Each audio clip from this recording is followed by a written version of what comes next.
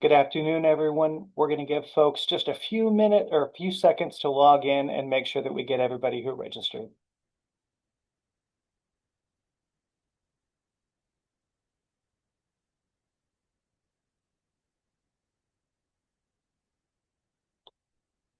A few more people filing in.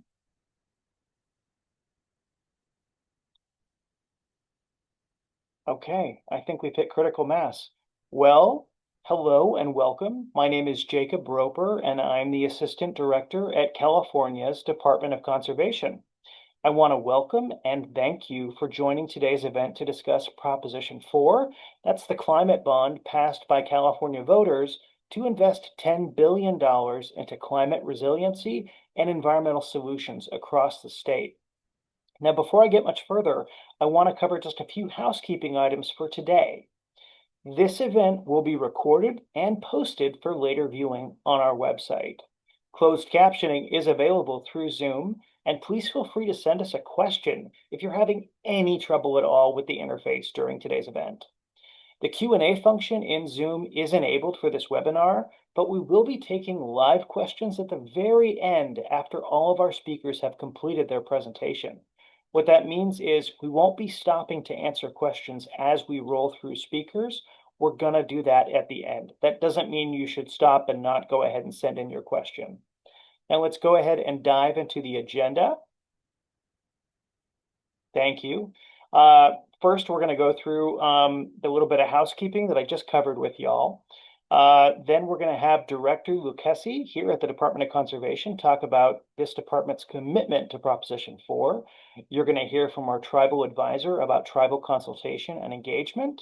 And then we're going to get into several of our large programs that are funded by Proposition 4.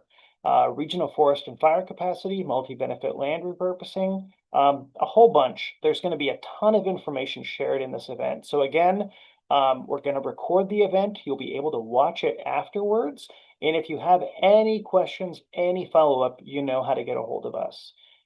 So with that, I'm going to pass it off to Director Lucchesi, who's going to talk a little bit about our work in this space. Thank you, Jacob. Good afternoon, everyone. I'm Jennifer Lucchesi. Thank you for joining us to learn about some of the important work we are doing at the Department of Conservation to implement the climate bond. Next slide, please. Now that we've started the process of public guidelines development for some of our programs, we wanted to host today's event to give everyone a better look at how we're approaching our portion of this historic $10 billion climate investment made by voters in passing Proposition 4. This unprecedented investment will impact a lot of people and many, many communities throughout California. We need to get real and meaningful feedback on each program to ensure these programs work on the ground for prospective grantees and our communities. We're doing that through workshops, tribal consultations, individual meetings and conversations, and events like this. I'm excited for you all to hear from our tribal advisor, Crystal Blue, who will share a bit about our work with California Native American tribes. We recognize that tribal sovereignty, knowledge, and leadership are vital to the responsible management and protection of California's environment, especially when it comes to working in natural lands across California. Next slide, please. Today's event will not cover all of our work in this space, including the truly transformative Climate Communities program we administer with the Strategic Growth Council. You will hear more about our plans for the Regional Forest and Fire Capacity Program, the Multi-Benefit Land Repurposing Program, our California Farmland Conservancy Program, our Working Lands and Riparian Program, and our Land Access for Socially Disadvantaged Farmers, Ranchers, and Tribal Producers Program. In closing, we really rely on partnerships. Our programs do not succeed in silos, and our Division of Land Resources Development team does an incredible job of working with partners and communities to advance our shared goals. So thank you again for joining us this afternoon, and thank you in advance for sharing your perspectives, your questions, your ideas, and your lessons learned. We know your time is incredibly valuable, so let's not waste any more of it and get into the program. Jacob, back to you. Thank you, Jennifer. And now I'm going to pass you off to our Deputy Director, Crystal Blue, who's going to cover some of the foundations of our work with tribal engagement. Crystal? Thank you, Jacob. Thank you, Director Lucchesi. Machexis, Kanang at Crystal Blue. Hello, I am Crystal Blue.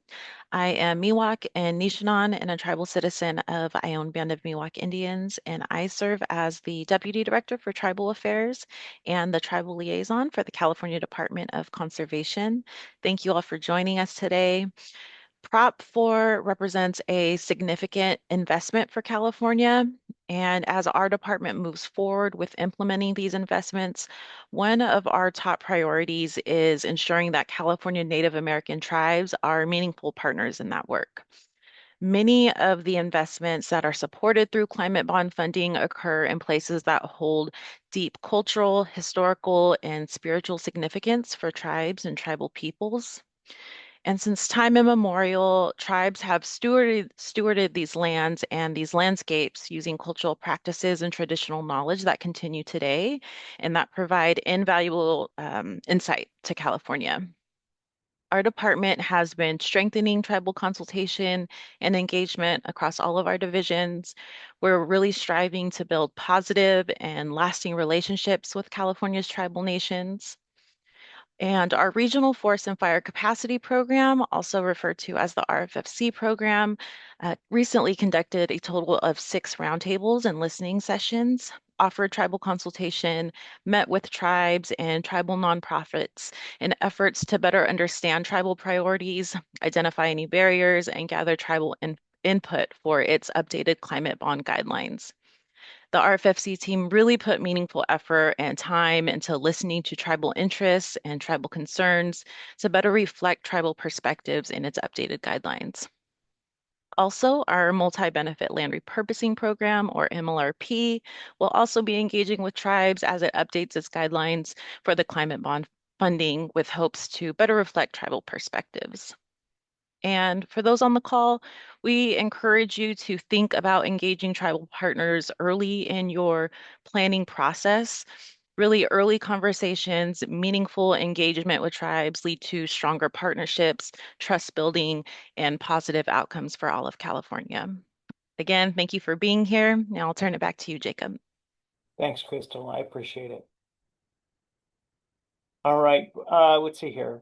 Next up is going to be the head of our Division of Land. I'm so sorry. I'm skipping on the title, but it's Shauna Atherton Bauer, who's an absolute rock star here at the Department of Conservation and leads a division of some of the best people that we work with who preserve natural and working lands across the state. And she is going to start us off by walking through the Regional Forest and Fire Capacity Program. Shauna? Thanks so much, Jacob. I am the Division Director for the Division of Land Resource Protection here at DOC. Super excited to share with you all the amazing work that our RFFC team has done to date and continues to do to get these guidelines out to you all so we can get funding out. Next slide. So RFFC is a directed block grant program that provides capacity building funding to improve community and landscape resilience to wildfire. The primary mechanism the program uses to accomplish its goal is supporting the development and implementation of regional priority plans. These plans are a key deliverable of the program, and they are developed by regional partnerships and are designed to reflect and respond to regional priorities. Next slide. RFFC strives to align work at the regional scale and to the greatest extent possible ensure consistency with the recommendations and strategies of the Wildfire and Forest Resilience Action Plan. The program has invested over $142 million to date across California, reaching over 330 organizations, including tribes, special districts, nonprofits, and other local, state, and federal agencies. Next slide. Overall, the program centers investing in place-based practitioners and partnerships, including enabling grantees to host over 35,500 training hours and supporting the formation of around 120 formal partnerships between the end of 2021 and July 2025. Supporting the development and implementation of efficient local and regional project pipelines, including by supporting the development of nearly 400 projects, again, between the end of 2021 and July of 2025, and strengthening resilience of the networks and systems that enable action at scale. Next slide. All right. The climate bond allocates $185 million to RFFC to meet the state's wildfire resilience goals by increasing regional capacity to prioritize, develop, and implement projects that improve forest health and fire resilience, implement community fire preparedness demonstration projects, facilitate greenhouse gas emissions reductions, and increase carbon sequestration in forests and other landscapes across regions and throughout the state. In other words, the bond directs the RFFC program to continue to build both community and landscape resilience to fire.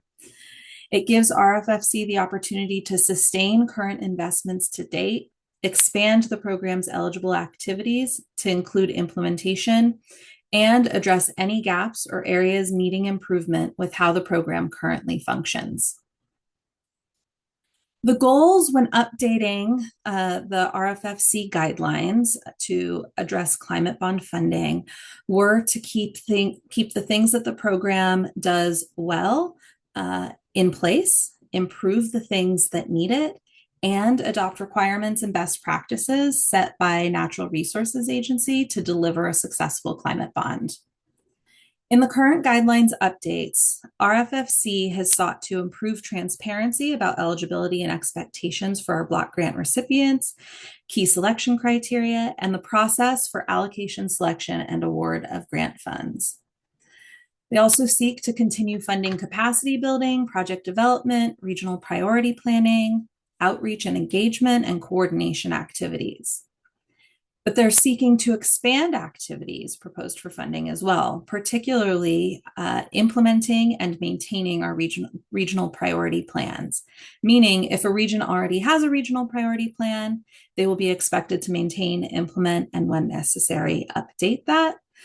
And if a region doesn't yet have a regional priority plan in place, funding will be available to support that development. Importantly,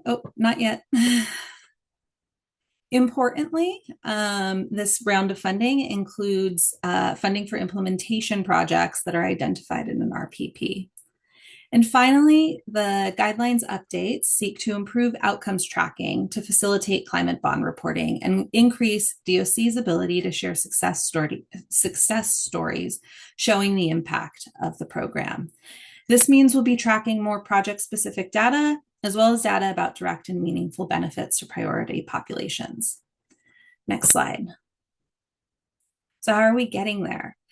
The RFFC guidelines are currently out for public comment, with tomorrow being the last day to submit comments. So if you haven't already, please feel free to send your feedback to us so that we can consider that in the final version. Prior to drafting the guidelines, the program team engaged with current grantees, sub-grantees, tribes, other program partners, and select practitioner groups, such as prescribed burn associations, to understand what's working and where there are gaps within the current program to inform the updates that have been incorporated into the draft guidelines out for public comment.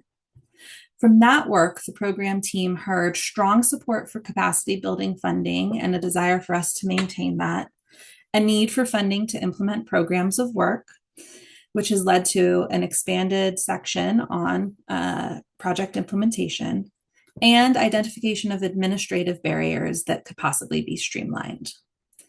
Following the release of the guidelines for public comment, DOC has hosted 2 tribal roundtables, 3 virtual workshops, including one that was focused on our existing grantees and 2 open to the public.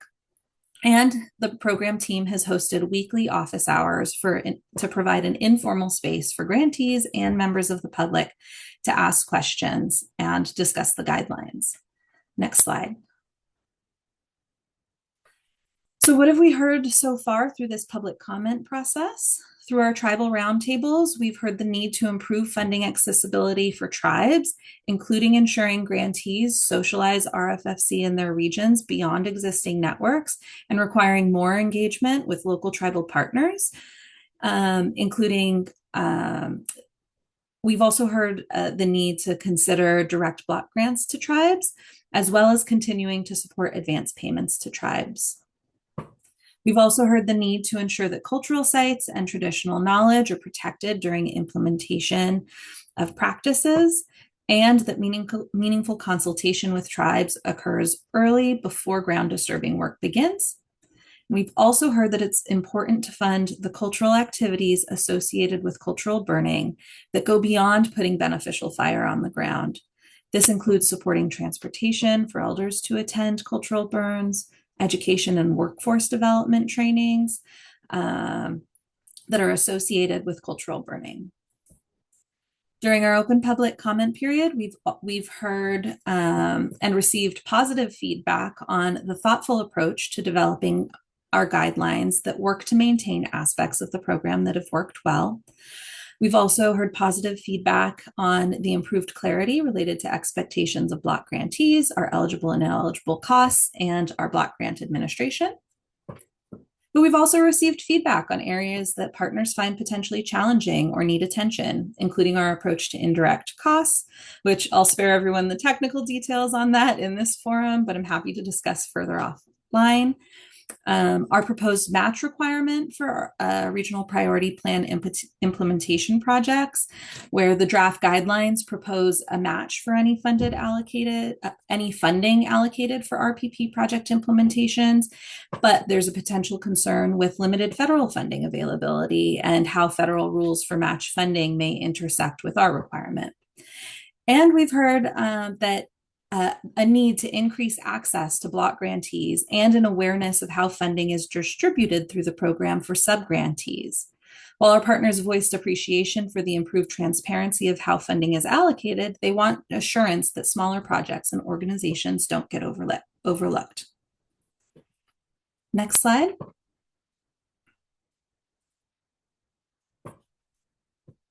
So as I said, our draft guidelines are available on the website for public comment through tomorrow. So make sure you get your comments into us. We will continue to consult with tribes until the end of July. You're welcome to send your written comments to us by emailing them to rffc@conservation.ca.gov or filling out a brief Microsoft form that's available on our website. And I believe we'll post that link in the chat.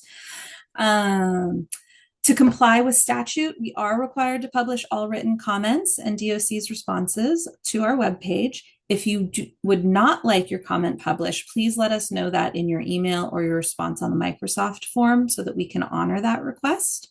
Once the public comment period closes, staff will be taking all of those comments, collating them, generating responses and potential revisions to the guidelines with the aim of having the final guidelines released by the end of August or end of September.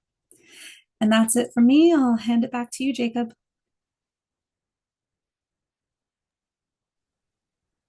Thank you, Shauna. I appreciate it. Next up, we're going to have Megan Powers talk about the multi-benefit land repurposing program. Megan? Hi, good afternoon, everyone. My name is Megan Powers. I am a grant manager for the multi-benefit land repurposing program. And today I'll be giving you a little bit of a program background as well as some updates for our climate bond funding. Next slide, please.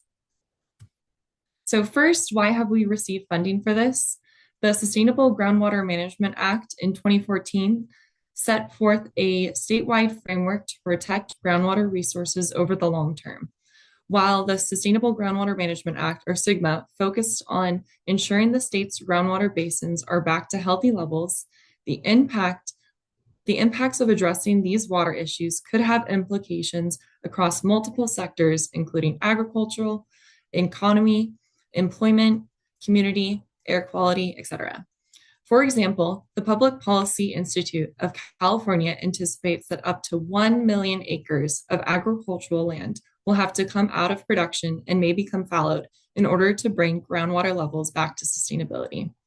Our program is helping regions think about how they can minimize the negative effects of converting water-intensive agricultural land to less water-intensive uses in a way that not only reduces harm to the communities impacted, but also provides benefits to those communities and involves them in the conversations about the new uses for those lands. Next slide.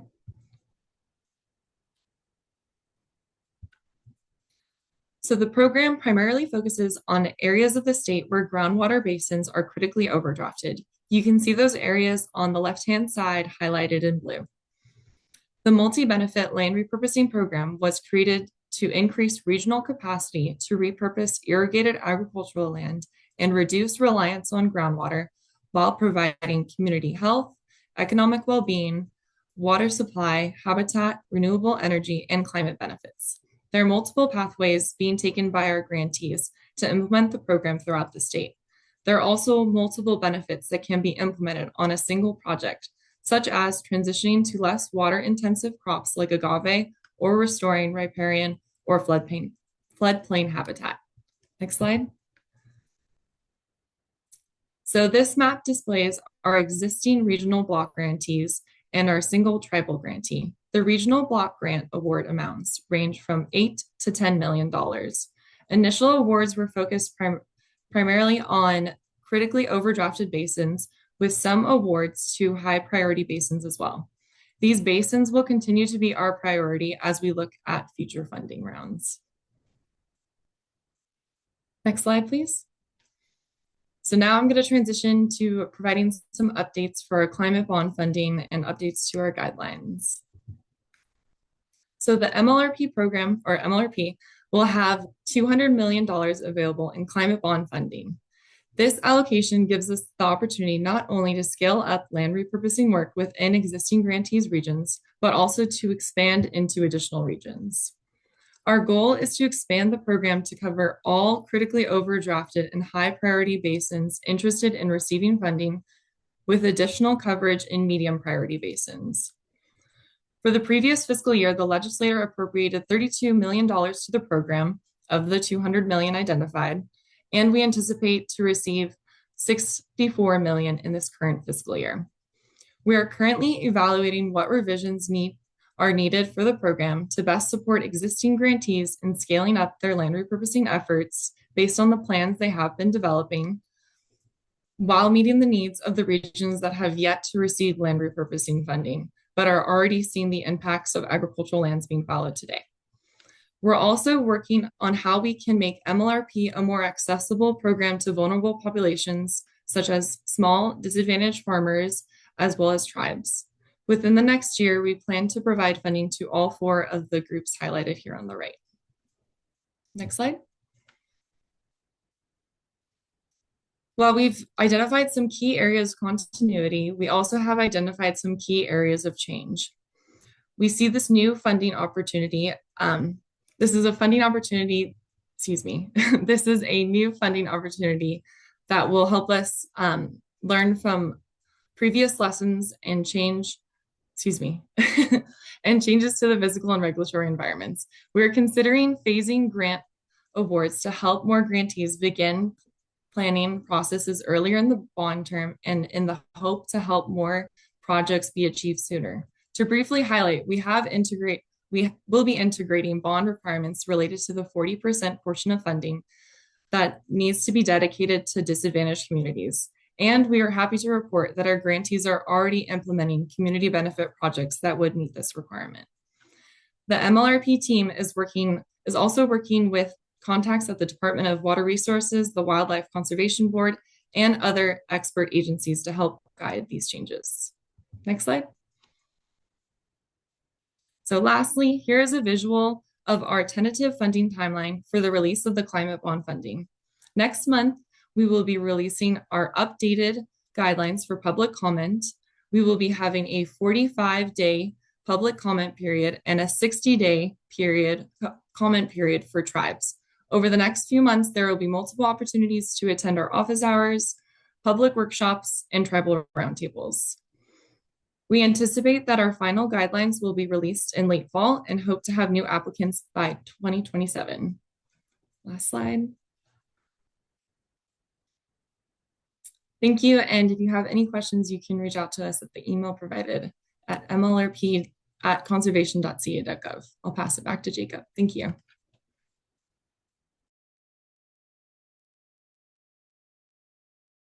Thank you, Megan. Appreciate it. I love hearing about all the programs that are getting new dollars, and conservation staff are not just thinking about how to spend that additional revenue, they're also thinking about how to improve the programs and improve the reach at the same time. So thank you. Next up, we're going to listen to Tim Bryant talk about the California Farmland Conservancy Program. Tim?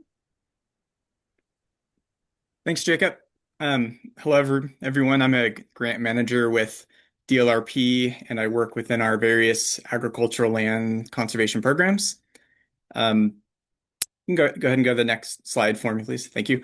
So CFCP is it's a statewide grant program. It supports local efforts to acquire agricultural conservation easements and to implement land improvement projects for the purpose of conserving important agricultural land resources and enhancing sustainable agricultural uses. It was created in 1995. It's the department's longest running agricultural conservation program. Since its inception, CFCP has helped fund the purchase of over 184 agricultural conservation easements and on almost 60,000 acres of strategically important farm and ranch lands. Funding for the program has come from a variety of sources over the years, including initially the general fund, then the environmental license plate fund, and more recently Prop 12, Prop 40, and Prop 68. We currently have an active solicitation using Prop 68 and Prop 4 funding, and that solicitation is being revised currently to pull in this new Prop 4 funding, which I'm excited to see new fresh funding come into this program. So yeah, we're going to pull in the Prop 4 funding and the Prop 4 objectives as well. Next slide, please. Oh no, stay on the slide. Sorry, getting ahead of myself. The three project types we currently available or with our active solicitation, we've got the easements and the land improvements. So I'll touch on those first. We provide grants to fund the acquisition of agricultural land, agricultural conservation easements, which are voluntary and permanent restrictions on agricultural lands. We also fund land improvement projects, which are unique. This component's unique because it's funding only available for lands that are protected, whether that's protected through one of our programs or through other programs that have similar long-term conservation agreements. Examples of those land improvements include new fencing, gates, or corrals, installation of a solar well, creation of catch basins for on-site flood mitigation and groundwater recharge, well deepening, and the installation of flow meters on irrigation wells. So those are a few examples of what we've have funded in the past through that program. And then lastly, fee acquisitions may be included as well if needed to help facilitate the agricultural land access program, which will be discussed after my discussion. And next slide, please.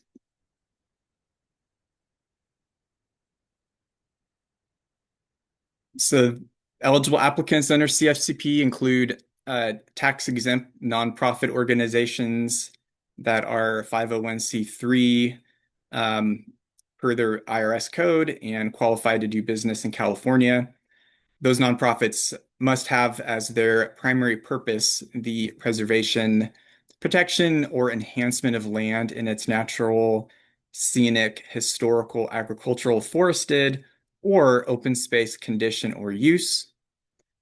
The state or any county, city, district, or other state or local government entities, if authorized to acquire and hold title to real property. And then federally recognized California Native American tribes or non-federally recognized California Native American tribes on the contact list maintained by the Native American Heritage Commission to protect California Native American prehistoric archaeological, cultural, spiritual, or ceremonial place. And as I mentioned earlier, we are currently in the process of revising the CFCP guidelines, and our hope is to have those ready for review in October 2026. And there's a link there as well for more information. That's to our website. And that's it. I want to mention pictures too. Those are pictures from actual projects we funded. Those would be land improvement projects from various parts of the state. And that's it for me. And I will hand it now. I'll hand it back to Jacob. Thank you. Thank you, Tim. Next, we're going to hear from Andrea Cherapy to talk about land access. Andrea? Yeah.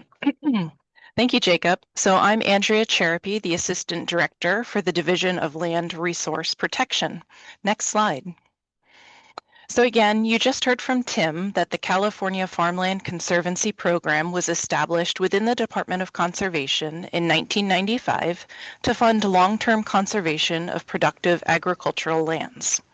Over the past several years, there has been some bipartisan desire from state legislatures, advocates, and farm leaders to build on this effort and improve land access for socially disadvantaged beginning farmers and ranchers and tribal producers. We expect land access and tenure issues to remain an area of considerable legislative interest. Next slide.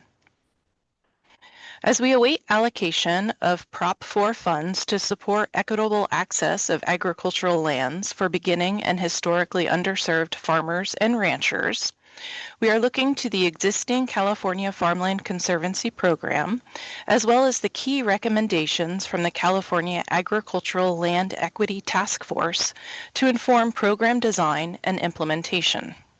As an aside, the task force, which was announced in the California Budget Act of 2022, established a 13-member independent body that spent 2 years meeting with the public and engaging with communities across the state, finally delivering recommendations to the legislature and the governor on how to equitably increase access to agricultural land for food production and traditional tribal agricultural uses.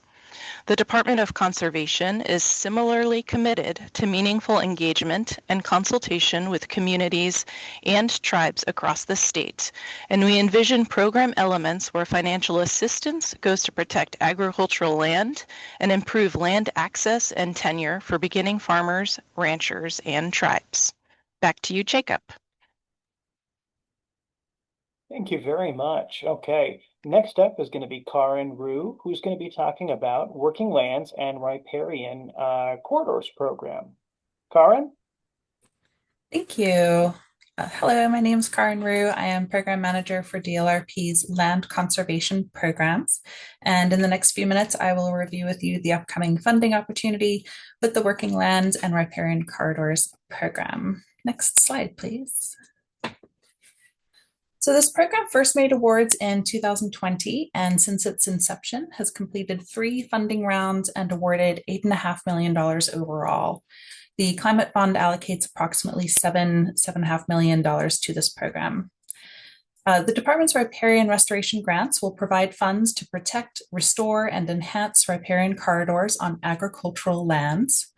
We are using riparian areas to mean lands alongside rivers, creeks, and streams.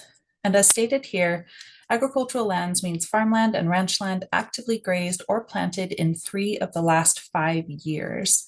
For projects where the applicant is a California Native American tribe, agricultural lands also means those lands with active or planned traditional tribal agricultural practices, including gathering and activities that promote healthy trees, shrubs, and perennial forbs for the cultivation of traditional foods, herbal medicines, fibers such as basketry materials, and dyes.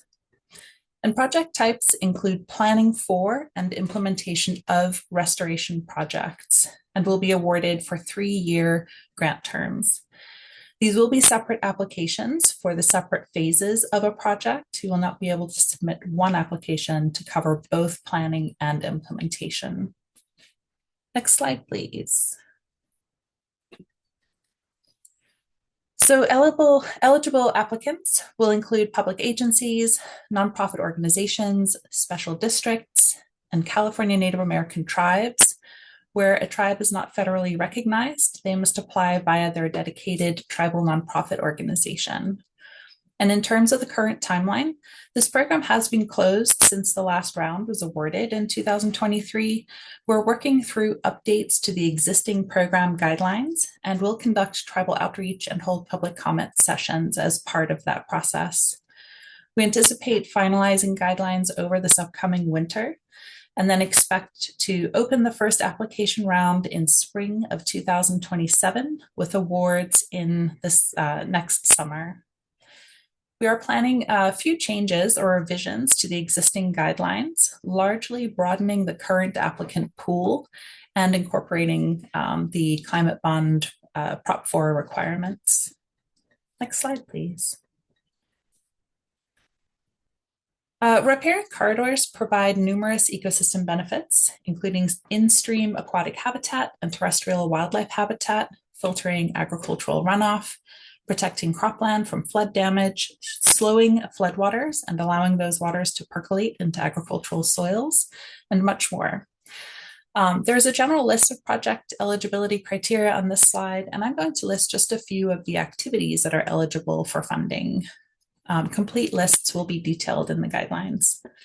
So eligible activities for a planning project could include evaluating existing site conditions and determining restoration and enhancement activities, performing biological or other studies and surveys, developing a timeline and budget for implementation and implementation funding requests, identifying relevant permits, and conducting stakeholder and public meetings.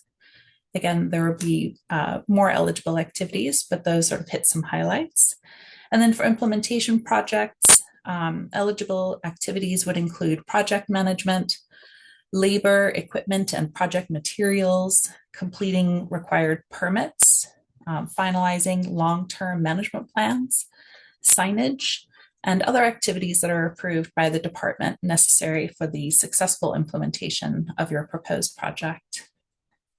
Next slide, please. So I thought it would be helpful just to show an example project from a recent round. This project addressed erosion and sedimentation in the Upper Center Creek watershed on property that's currently owned and operated by Cal Poly with public access for hiking. As a result of poorly designed legacy ranch roads and poorly managed cattle grazing over time, erosion and sedimentation had degraded steelhead habitat, impaired water quality, and impacted the sustainability of the ranching operation and access to recreational areas. Treatments that were completed as part of this project covered approximately 3.5 miles of hydrologically connected ranch roads, redesigning culverts, crossings, road and stream bank grading, and replanting as well with native trees and shrub species. The project was completed earlier this year and is projected to prevent over 4,000 cubic yards of sediment being delivered to Stenner Creek. And as a result, habitats for several listed species will be improved, climate adaptability and resilience will be increased, access for the grazing operation will be protected.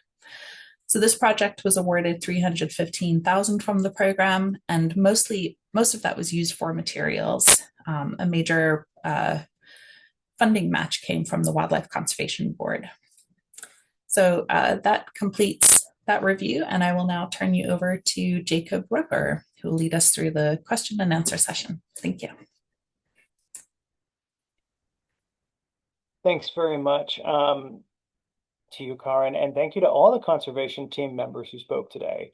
Now, I know that was a lot of information to digest, and I know we also included even more information in the chat, along with contact information for each program. But we want to give some space now if folks have questions that members of this panel can answer. Go ahead and raise your hand, and we'll call on folks in order.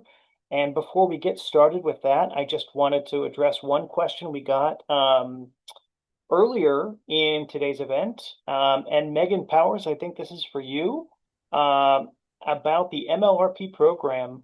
Will the first round of the program include expansion to high and medium priority basin? Yeah. So our current MLRP guidelines for the previous 2 rounds of funding did include allow applications or applicants from critically overdrafted basins as well as high and medium priority basins. And so that will continue to be the same for this upcoming round of funding. And it will just affect the scoring process when we go forward for the new climate bond funding. Awesome. Thank you, Megan. Appreciate it. Let's see here. We got another question that says, I've heard of difficulties with dispersing Prop 4 funds. What's the status of organizations actually being able to receive Prop 4 funds and disperse to awardees?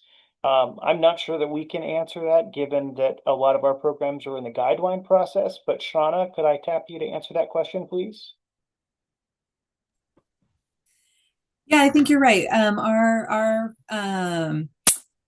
programs are in the guidelines development process. So in terms of actually receiving funds and dispersing those to grantees, we're not at that phase yet. I don't anticipate any issues with that, but we'll have to wait and see. Okay, thank you, Shauna. And then Megan, you again, for multi-benefit land repurposing, will critically overdrafted groundwater basins receive more points in the applications?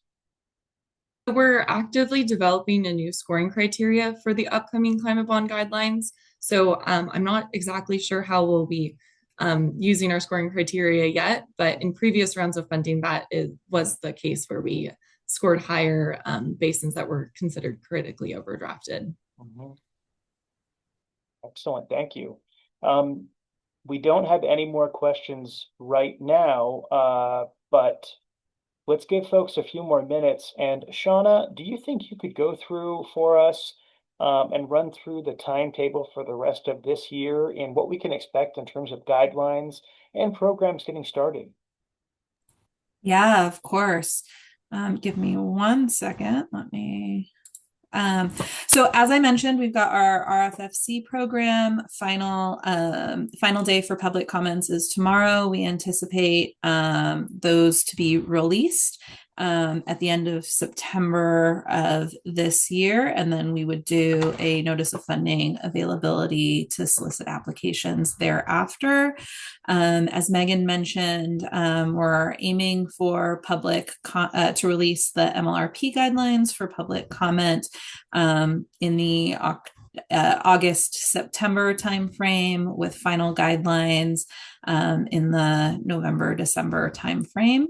Our California Farmland Conservancy program and Working Lands and Riparian Corridors program right now, we're aiming for a public comment period in October with final guidelines in winter, so December, January timeline. And then our Ag Land Access program, we anticipate beginning our initial public outreach this late summer, early fall, is once funding is allocated, and then that will be followed by our guidelines drafting, formal public comment to provide additional opportunities for input from the public and our stakeholders, and then final guidelines in 2027. Wow. Okay. So that's a very big watch this space for a really long time. Okay. Sounds good to me. We've got some more questions about the Working Lands and Riparian Corridors program. Someone is asking, can we use the 2023 guidelines as a base for the new ones, or will they be radically different? You can use the Prop 68 guidelines that are posted on the website as a starting point. Um, Generally, the criteria for the types of projects that we're looking to fund won't be that different. So that is a good basis to see if you're just trying to figure out if your project would fit or not. And then we are going to be including any Prop 4 specific language from the bond itself. Okay, excellent. Well, Artemis, while I have you, Yeah. would you recommend submitting a proposal to the Wildlife Conservation Board for a match if you're also applying for the Working Lands and Riparian Corridors program? Um, if uh, if it would fit WCB's criteria, then that's always an option. Okay. Yeah, we don't have a specific we don't have specific criteria for who you can apply to for a match. So if WCB also has a restoration, riparian restoration on agricultural lands component that's eligible for them, then I would absolutely apply. Okay, excellent. Thank you. We've got another question asking about recently chaptered, meaning signed and entered into law, exemption from the Administrative Procedures Act for all Prop 4 funding. I believe you're talking about Assembly Bill 35. The question says, I assume all guidelines will go to the Secretary of Resources per the requirement in the new legislation.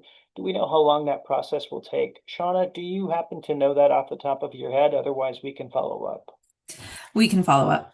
Okay, excellent. Yeah, I'm gonna let's see here. Put my email in the chat as well. And I want folks to be able to email me directly so we can make sure we follow up on those. Okay. Are publicly owned parks and open spaces considered eligible working lands when they contain forests, grazing areas, agricultural leases, streams, or riparian corridors? I guess we'd apply that question to all of the programs discussed.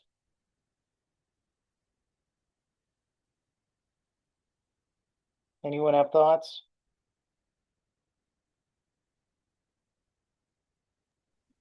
Do you mind repeating the question, Jacob? Sure. Are publicly owned parks and open spaces considered eligible working lands when they contain forests, grazing areas, agricultural leases, streams, or riparian corridors? I'm hearing that question in the context primarily of our Working Lands and Riparian Corridors program or our California Farmland Conservancy program. And I'll look to our grant managers to correct me if I'm wrong, but I do believe that we have had publicly owned land, say like owned by a city or owned by a county, that was potentially eligible for, say, a California Farmland Conservancy land improvement grant. I think it would depend on the specific circumstances though. So we're happy to engage with folks if they have a specific project in mind. They can reach out to myself, to Tim, Artemis, or Karin, and we can work through the details just to confirm.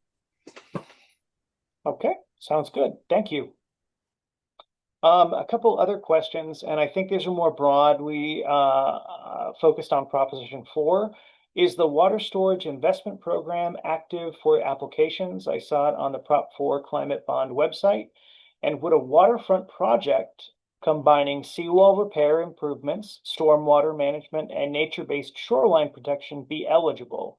I believe that's going to be a question for the administering entity, but if I am wrong, anyone want to chime in and tell me? That's a question for the administrator. That's going to be for the administering entity. Okay, that's what I thought. Again, we do have lots of contact information available, so if you have other questions later or want to follow up on these questions, please reach out to us. We will get back to you. As you can see from the presentations today, each and every one of our programs goes through a very transparent public process when we're developing the guidelines before the dollars go out the door. So you are helping us with that process and engaging in that process today, and thank you for doing that. I do not see any more questions coming in. I'm going to ask one more time if folks want to raise their hand to ask a question live. You can also enter it in the Q&A part of Zoom.